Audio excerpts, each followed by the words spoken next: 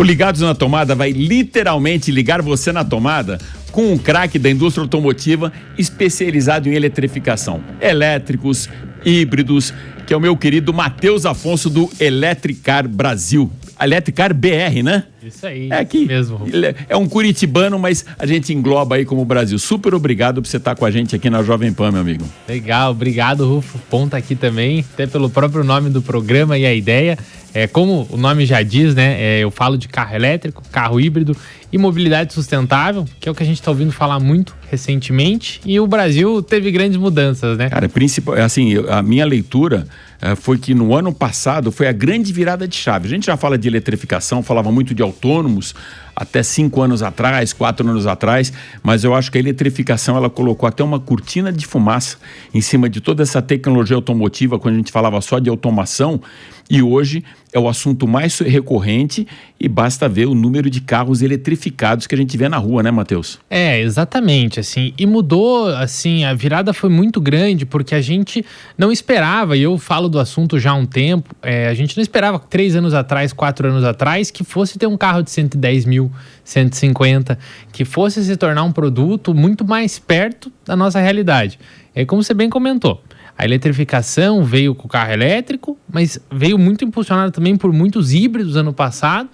E hoje eles são mais que uma realidade no nosso dia a dia, né? Você tá nas ruas, você tá na opção de compra, né? Isso foi muito legal, porque isso até relação com a própria Eletricar BR, que foi o canal que eu criei para falar do assunto. Isso gerou pessoas, muitos proprietários, pessoas que são fãs, pessoas que gostam. Isso não existia. Foi bem legal. É um movimento bem legal que eu vi e essa disruptura até cultural. No começo existia uma certa, não vou falar antipatia, mas uma reserva para você ter um carro chinês. Depois você tinha mais um impeditivo que era um carro eletrificado. E depois o preço. Eu acho que alguns players, algumas green techs vieram aqui para o nosso mercado, e aí eu coloco a BYD, GWM, Neta, Zeekr, uma gama muito grande de players desse mercado de eletrificação, que elas conseguiram desmistificar a história de que carro chinês não é legal, ou seja, eles chegaram num patamar bem superior de qualidade. Depois, a eletrificação, hoje eu vejo uma grande dúvida, Matheus, um trabalho que eu acabo fazendo em lojas aí pelo Brasil inteiro, concessionárias, que esse cara, se ele vai ter um híbrido ou um elétrico, né, já não é mais se ele quer entrar no mundo da eletrificação. E por último, como você muito bem colocou, preços mais democráticos, né? A que se deve essa revolução ter acontecido principalmente o ano passado, Matheus? Acho que primeiro falando sobre essa questão de mercado chinês, né, Rufo? A gente hoje, há 10 anos, né, 15, a gente fechava os olhos, né? Os carros chineses, o mercado com muito receio. Só que hoje é o maior mercado de carros do mundo. Todas as marcas têm uma produção lá praticamente, eles estão ditando, né, a tecnologia hoje dos carros e eles foram muito estratégicos, né? Eles olharam para a eletrificação porque a bateria está dentro de casa, o motor elétrico também está dentro de casa. E a gente vê de forma muito nítida que os chineses se especializaram nisso e o resultado está vindo agora, né? Pegaram designers renomados, pegaram pessoas de grande nome, pegaram produtos de qualidade e com essa produção, hoje a gente fala, né, a China tem mais de 30 milhões de carros produzidos por ano, Estados Unidos, vendidos, né, Estados Unidos vendidos na casa de 15, a China invariavelmente ela consegue ser muito competitiva e é o fenômeno que a gente está vendo agora, né, isso veio para o nosso mercado, um mercado que historicamente tem carros caros, né, os nossos carros nunca foram considerados baratos, né, Rufo? E quando a gente fala dessa chegada dos chineses mais acessíveis, isso mudou totalmente, porque você tem carros que você carrega com R$30, roda 300, carros que quando ficam no mercado de seminovos são opções até mais atrativas, porque você paga ainda menos para rodar com um carro mais barato. E quando cai no híbrido, que hoje tem opções aí de carros que carregam na tomada de 150, 170 mil reais, e que antes era carro para pelo menos 300, quando você dirige, você vê que tem um torque elétrico, você tem um motor a combustão para viajar, e você fala, que se não for pelo menos híbrido, eu não quero o meu próximo carro. Matheus, eu vou colocar para você algumas perguntas que eu recebo aqui. É mais ou menos como mudar aquele míssil teleguiado Exor 7 para você. Ele vinha para mim, mas eu vou passar isso direto para você com algumas perguntas recorrentes que a gente ouve da nossa audiência. Eu ouço muito isso na rua, com aquele cara que ainda está em dúvida se ele gostou da tecnologia, ele quer fazer essa imersão no universo da eletrificação, mas ele tem alguma dúvida e alguma insegurança ainda em alguns pontos. O primeiro, e que você já é um expert nisso, você viajou aí pelo mundo, você viu como funciona esse processo, não só da eletrificação, mas também da infraestrutura viária. Como você vê isso aqui no Brasil, da parte de infraestrutura de recarga e o que você está vendo lá fora? A gente está muito aquém daquilo que precisava pelo momento que a gente vive hoje, com tantos carros na rua? Então, a infraestrutura, ela é, na minha opinião, a palavra-chave. Porque qualquer pessoa que tem uma resistência ao carro eletrificado, assim, a chance de ser infraestrutura resistência é muito grande. E assim, como você trouxe, realmente a gente tem uma infraestrutura aquém de Estados Unidos, de Europa e principalmente China, que a China olha hoje para a eletrificação como a bola da vez, então a infraestrutura não falta lá. Só que o detalhe interessante a gente está aquém proporcional ao nosso mercado ou não? Por quê? Porque a gente já sabe há 10 anos, 15 anos, que vai ter mais carro eletrificado. Carro híbrido plug-in que carrega na tomada ou carro 100% elétrico, que não tem motor a combustão. Só que ninguém investiu muito em infraestrutura de recarga nos últimos anos porque não tem demanda, não tinha demanda. O empresário, ele não vai colocar um carregador no estabelecimento dele se ainda não tem quem utilize. E se você acompanhar o mercado, principalmente ano passado, que cresceu, o número de postos de recarga cresceu junto. Hoje você abre os aplicativos de postos, o mais famoso é o PlugShare, né? PlugShare, que é o que eu uso. Você vê que está pipocando o carregador. Você vê que cada vez mais tem carregadores disponíveis, cada vez mais empresários interessados em colocar. Claro, ainda tem mais demanda que carregadores, justamente porque a demanda cresceu muito rápido, mas é por causa dela que a gente vai ter uma infra melhor. Então, assim, existem ainda gargalos, mas que vale você olhar a tua realidade, porque dependendo do trajeto que você faz, a distância que você faz, os carregadores já dão conta, mas é a palavra-chave e que está melhorando justamente pela nossa maior demanda. Claro, mercados como China, Estados Unidos e Europa, o carregador é mais barato, os investimentos são maiores, o incentivo é maior, então é mais fácil botar um carregador. O nosso carregador aqui de 100 mil, lá para eles, 10 mil dólares, 15. É muito diferente, pensando em dinheiro, né? Mas é uma infra que está melhorando. Uma coisa que eu sempre coloco no pânico, até quando está junto com o vice-presidente sênior da BYD, com o Alexandre Baldi, é que para mim um dos maiores termômetros, até do sucesso da BYD aqui no Brasil, é a quantidade de carros da marca que a gente vê rodando pelas ruas. Eu vi muito aqui em São Paulo, eu vi muito em Brasília, mas não lembro em Curitiba, que ainda não tive lá nesse momento. Como que é Curitiba? Como que você vê esse universo de eletrificação na mobilidade urbana? Tem bastante, e eu digo que Curitiba é uma cidade que tem mais carros elétricos e híbridos que outras no Brasil.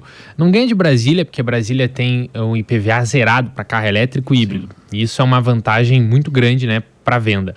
Mas é muito avançado, e você bem mencionou a BYD. A BYD a gente vê como uma marca grande no Brasil hoje, mas ela é maior da China. Então isso já cria um link muito grande do porquê que ela cresceu tanto. Ela produz muito, hoje ela produz quase 5 milhões de elétricos híbridos no mundo, né? Ela tem preços competitivos, melhorou o padrão de qualidade. Então assim, o brasileiro queria muito isso, né? O brasileiro, ele tinha carros, a gente, né, tem carros que não são baratos no Brasil. Nosso carro popular hoje, nem dá para dizer que é popular. E hoje você tem uma oferta de produtos mais econômicos, que andam super bem por um preço competitivo. Então eu acho que foi assim a cereja que faltava no bolo para as pessoas olharem e, puxa, é legal entrar na eletrificação com um produto custo-benefício, né? Eu peguei uns números do mercado de eletrificação de 2023 até hoje. Era da casa de 40 mil... era a casa de 2022, eu acho, da casa de 40 mil veículos eletrificados, entre híbridos e elétricos, vendidos. Depois, 2023, foram por 80 e fechou ano passado com 160, 170 mil veículos. Ou seja, um ramp-up, como falam no mercado, uma rampa muito grande, uma subida muito acentuada para o mercado. E você bem colocou, essa subida, ela foi muito além do que o mercado esperava, foi uma surpresa para todos, essa aceitação dos elétricos, mas do mesmo lado em que a infraestrutura não acompanhou na mesma velocidade, agora começa a acelerar forte por conta da demanda. Exato. E como tem mais carro elétrico, vai ter mais infraestrutura viária. Como você vê hoje, não essa que você falou que você já vê muito pelo plug share e tal, mas da iniciativa privada, como Tupinambá, como outros carregadores, e o custo dele. O custo é honesto? Então, o custo hoje de recarga... Pelo quilowatt-hora, né? A média no Brasil, digamos assim, aqui em São Paulo, mesmo em Curitiba, dá R$1 por quilowatt-hora. Então, a bateria de um carro de 150 mil, que tem 44 kWh, você vai gastar R$80 para carregar nesses carregadores. Em casa é R$44, nesses carregadores eles cobram uma média de 2 kWh. Então, é o dobro. Assim, não é uma média cara se você for pensar o seguinte, Rufo. 80% das pessoas, se não mais, carrega em casa. Quando você precisa pagar mais para carregar o carro, para viajar, é a exceção. Então, se você for fazer um trajeto daqui para o sul ou daqui para o norte, nordeste, você vai ver que é esporádico o teu gasto de energia, que é bem maior que na tua casa. Então, por o custo de implantação, tá ok. Tem carregadores que estão caros. Tem carregador que se em casa tá R$1 o quilowatt-hora, tem carregador que tá 2, tem carregador que tá 4. Aí é mais alto o custo. Mas, segundo as empresas, também é para fazer com que outros players fomentem, né, que exista um maior incentivo que esses carregadores sejam instalados. Então, eu acho um ponto interessante. Aí você mencionou de vendas, de 23 para 24, cresceu 89% o mercado de eletrificados. Ou seja, praticamente dobrou. Isso lembrando que o elétrico, aí um dos mais baratos, que é o Dolphin Mini, foi lançado já no decorrer do ano. A Volvo lançou o seu elétrico mais barato também no decorrer do ano. E híbridos mais baratos, como o próprio King, uma versão a mais de GWM, né, também foram ao longo do ano. Então a tendência é que 25 cresça ainda mais. E a tendência também é que o híbrido plug-in cresça um pouco mais que o 100% elétrico, por infraestrutura. Muita gente ainda tem um certo receio, então por hora vai no híbrido. Mas é o que eu sempre digo também. O híbrido, a hora que você não precisar daquele motor a gasolina, que você está carregando ele só para ter segurança, é melhor tirar ele dali, porque a infraestrutura já dá conta. Eu passo por uma experiência quase que diária, eu estou testando um Song Plus. Na verdade, o Song Plus Premium, né? Que é essa versão com 2 motores elétricos, uma combustão, mais... Ficou bom esse carro. A frente dele maravilhosa. Bom. E eu fiz teste de consumo com ele, como eu já tinha feito com o Song normal, com o Song Plus. Cara, é impressionante.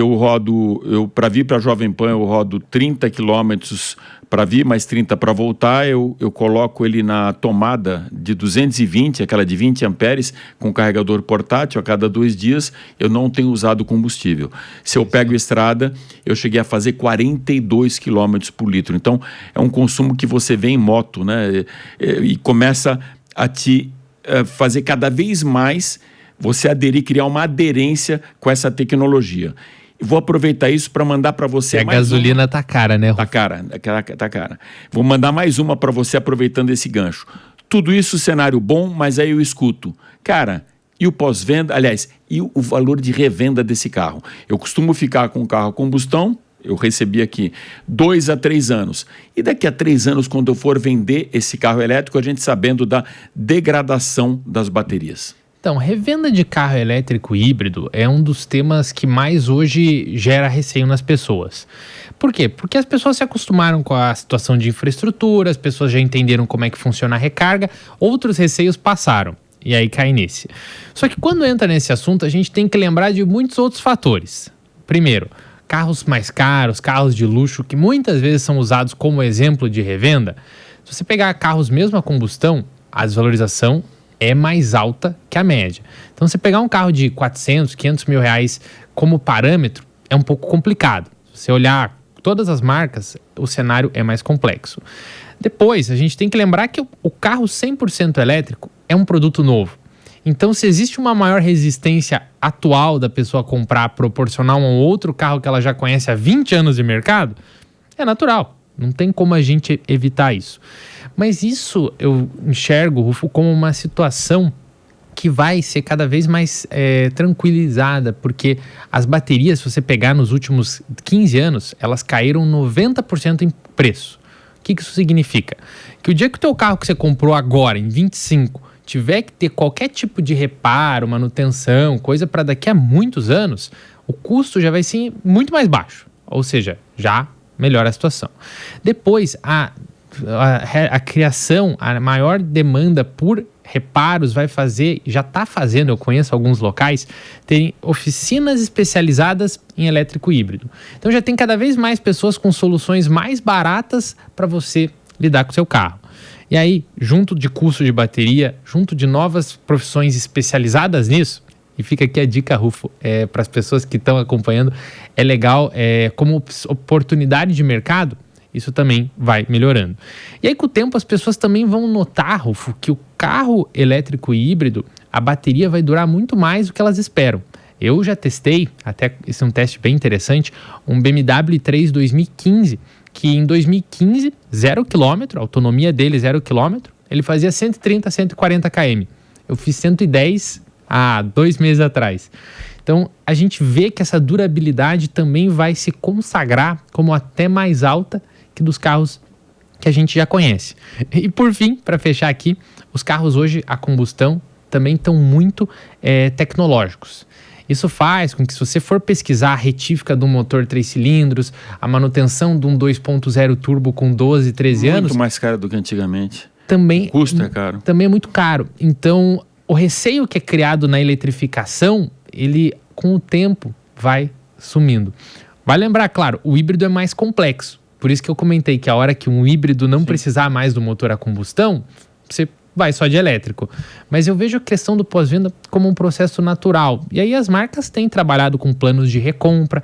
Quem quer trocar um carro elétrico por outro geralmente consegue fazer um negócio tranquilo dentro da concessionária.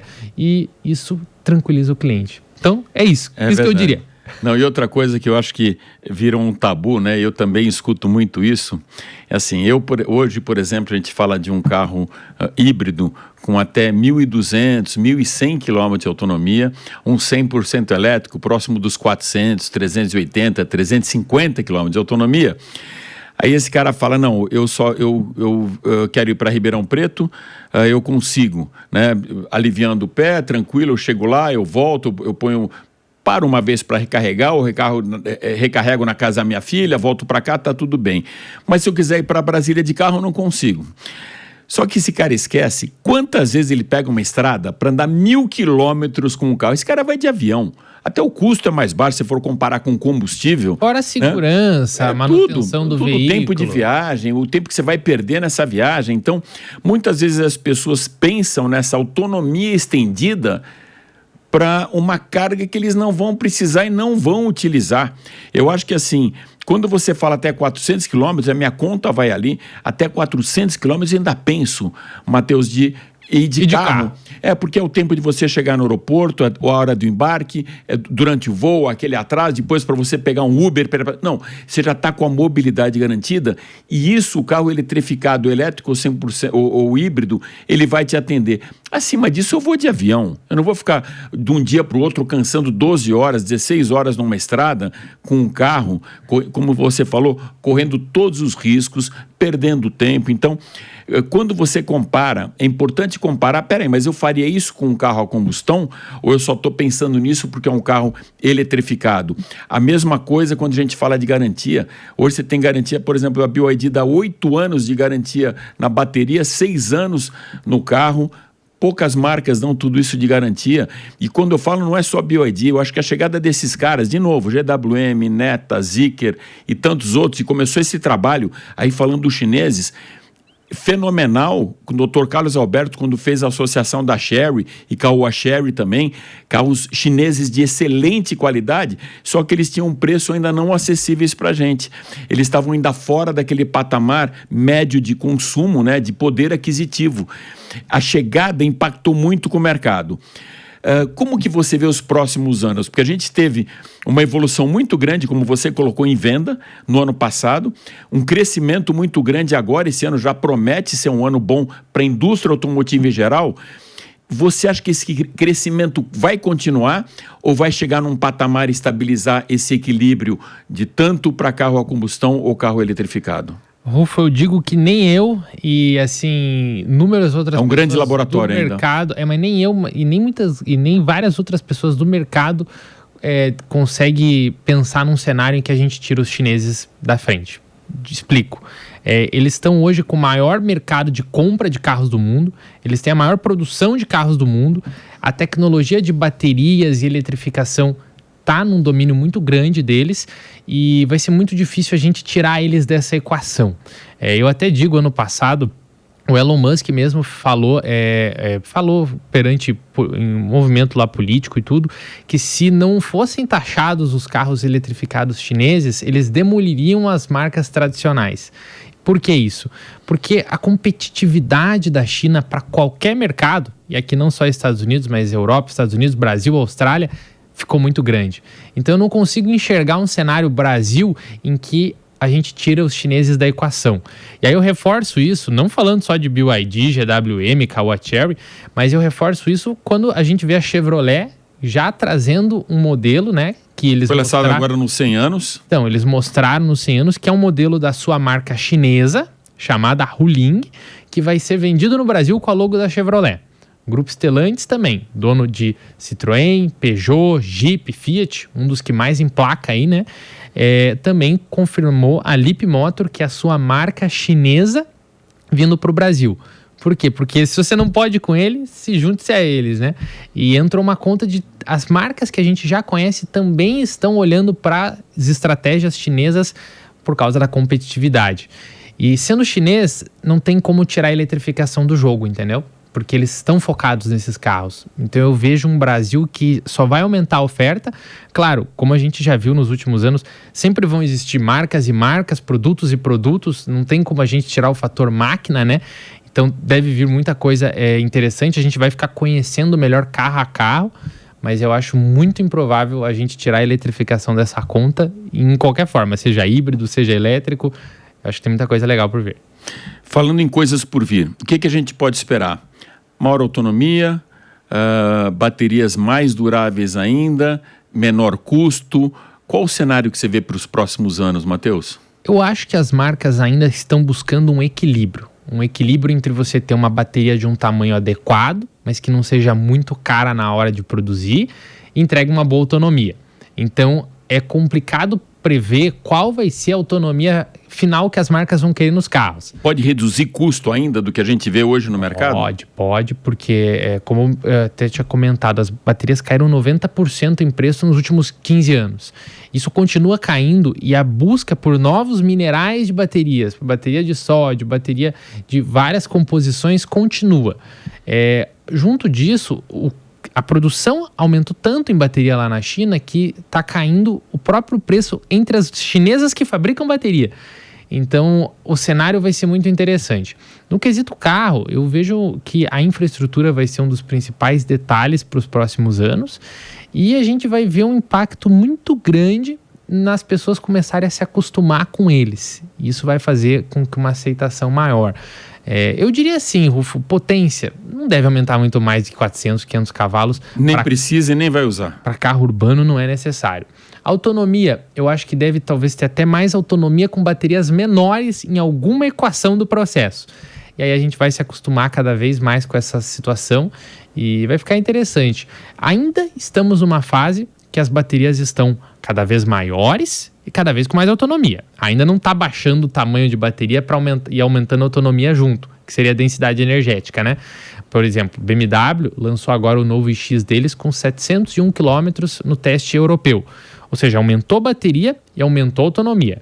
Tesla também vem nesse sentido. A própria BYD também carros cada vez com baterias maiores. Mas em algum momento deve chegar num equilíbrio de ter mais autonomia com baterias iguais.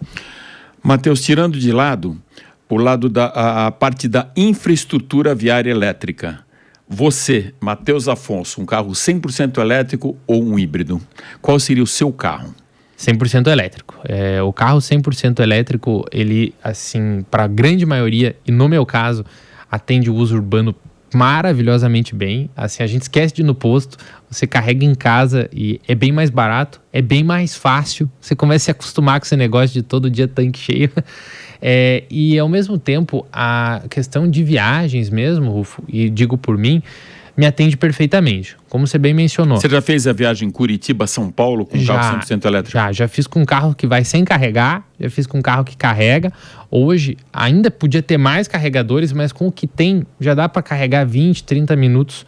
E a minha experiência, Rufo, sendo bem sincero aqui, é que todo mundo, eu vou com carona, vou com a minha namorada, vou com a minha mãe, vou com meu pai, todo mundo numa viagem de 400 km São Paulo-Curitiba acaba querendo parar. A gente pode até falar, claro, eu vou sozinho, você vai sozinho, você não quer parar. Mas a média... Até pela segurança é importante parar, né? Passou ali da metade da viagem, você está cansado, você levanta, toma uma água, a viagem fica muito mais suave. Então, assim, é bem natural. Tendo mais infra, vai ficar ainda mais fácil. Então, a realidade, para mim, é o 100% elétrico. Eu até gosto de alguns híbridos, mas o elétrico, ele consegue entregar... Se é 500 cavalos elétrico, é 500 cavalos instantâneo. O híbrido não é a mesma dirigibilidade. Você sente que ele é elétrico, mas não é a mesma sensação. Então, eu diria que o 100% elétrico é, sim, uma opção mais legal. Eu tô com um ponto bem interessante, que é o que passa quando eu estou testando agora o Song, né? Que é um híbrido. Eu deixo a maior parte do tempo no EV, no 100% elétrico, e procuro criar os meus protocolos da mobilidade para que atenda o 100% elétrico, para eu não ter que parar no posto para abastecer e colocar gasolina. Então eu acabo usando o 100% elétrico. Para mim me atenderia muito bem também um carro 100% elétrico. Eu vejo uma coisa muito próxima do que a gente viu aqui no Brasil, quando tinham só carros com câmbio manual, e chegaram os câmbios automáticos. Tinha aquele pessoal mais conservador, não, eu não quero, sim, vai ser muito cara a manutenção, vai dar problema, quebra mais. Hoje é raro você ver um carro com um câmbio manual, você vê só os automatizados. Hoje a versão de entrada dos carros ainda tem o manual, mas se você quiser o top de linha manual, acabou. Tá. Dos híbridos, aí eu vou colocar dentro dessa faixa de híbridos plug-in ou aquele que tem o carregamento só pela regeneração. Sim. Qual o melhor cenário para você? O plug-in, ou seja, o PHEV ou o HREV? O plug-in e o híbrido plug-in é melhor de dirigir para todo mundo que testa. Porque o plug-in é aquele que tem sensação de carro elétrico. Ele tem torque, ele tem dirigibilidade, você carrega em casa, você consegue usar ele mais barato mesmo. O híbrido que o motor a gasolina carrega ou a regeneração, ele é uma solução legal, mas ele é uma solução que não é tão fluida. Não é uma solução que é tão legal de dirigibilidade.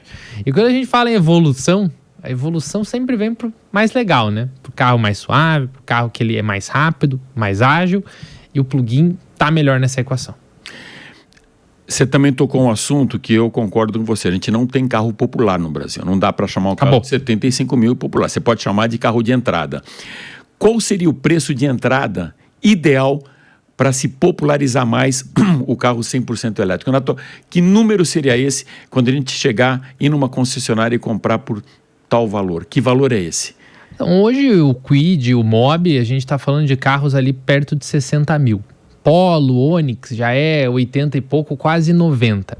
Eu diria que dentro da nossa realidade de preços hoje, né, não estamos contando... Você acha que teria que estar alinhado com esses carros? Teria que ser um 79 ali para ser o preço do volume principal do 0 km.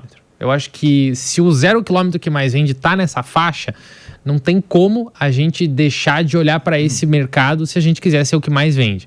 Tanto que, quando a gente fala em volume, o que fez as marcas que chegaram há pouco tempo, GWM, BYD, crescer mais foi justamente a oferta de carros mais perto da nossa realidade. Isso, se você for acompanhar... Para o cara olhar para aquilo, senão ele nem olhava, né? Ele não ia olhar para o Taycan, ele não ia olhar para o... não tem como. Para o e-tron. É muito fora. E aí, se você avaliar, o mercado brasileiro é um mercado de carros que ele não é pequeno. Ele é um mercado de cerca de 2,5 milhões de carros vendidos 0 km no passado, mas seminovo são 15 milhões. Ou seja, as pessoas no Brasil compram carro, só que o volume está nos carros mais baratos. Não tem como tirar isso. Nós somos um país muito diferente de Alemanha, de Estados Unidos, é diferente. Então, se o elétrico fosse ainda mais acessível, teria uma porta. Mas sendo aí a minha opinião, é um pouco complexo na situação atual de um Dolphin Mini custar muito menos. O nosso mercado não está mostrando que dá para baixar muito. Todos os carros continuam significativamente caros em preço e parece que não tem nada muito mais barato para vir ainda. Verdade. Matheus, super obrigado por você estar aqui com a gente. Eu sempre comento aqui quando vem o Renato Maia, que é um menino prodígio do setor. Eu vou colocar agora aqui o Matheus Afonso como menino prodígio da eletrificação. Matheus Afonso, onde as pessoas te encontram, Matheus? Eu que agradeço. Primeiro eu que agradeço, né, Rufo, o convite aqui, obrigado. Me encontram com Electricar BR no Instagram. Como fala mesmo, Electricar BR. Aí eu falo de elétrico, de híbrido. Comentário, teste... Tudo que envolve esse mundo, mostra o carregador rápido, carregador de vários modelos. É bem legal. Valeu, cara. Super obrigado. Obrigadão. E você continua ligado aqui na Jovem Pan, que já às 4 horas tem Máquinas na Pan e, como você sabe, com um estúdio totalmente novo, repaginado para esse 9º ano do Máquinas na Pan, com muitos lançamentos, novidades do mercado e também, é claro, eletrificação. Até já!